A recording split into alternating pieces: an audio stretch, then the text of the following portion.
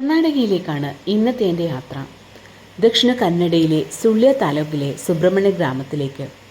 നദികൾ, വനങ്ങൾ, പർവ്വതങ്ങൾ ഇവയാൽ സമ്പന്നമായൊരു ഗ്രാമം. ഈ മനോഹരതയ്ക്ക് കൂട്ടുപകരനായി ഒരു ക്ഷേത്രം, കുക്കൈ ശ്രീ സുബ്രഹ്മണ്യ ക്ഷേത്രം. സുബ്രഹ്മണ്യനാണ് ഇവിടുത്തെ പ്രതിഷ്ഠ.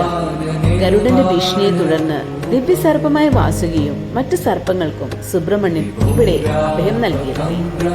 അതുകൊണ്ട് തന്നെ കാളസർപ്പദോഷം മൂലം ജീവിതം തന്നെ വഴിമുട്ടിയവർ ഇവിടെ വന്ന് ആശ്ലേഷ ബലി നടത്തുകയാണ് ചെയ്യുന്നത്.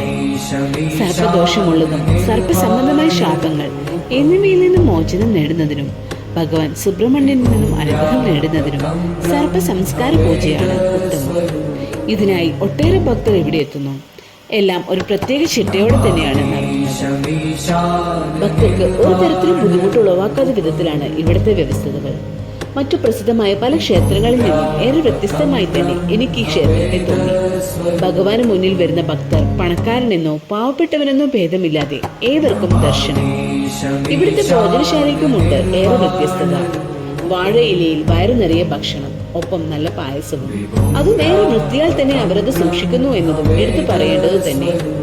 ഒരുപാട് ഭക്തർ ഇവിടെ എത്തുന്നുണ്ടെങ്കിലും ഒട്ടും ഉഷിപ്പുളവാക്കാതെ സംശയങ്ങൾക്ക് ഉത്തരങ്ങൾ നൽകാനും ആർക്കും ഒരു ബുദ്ധിമുട്ടും ഉണ്ടാകാത്ത വിധത്തിൽ ഇവിടുത്തെ അധികാരികൾ ശ്രമിക്കുന്നതും ഏറെ പ്രശംസനീയം തന്നെ.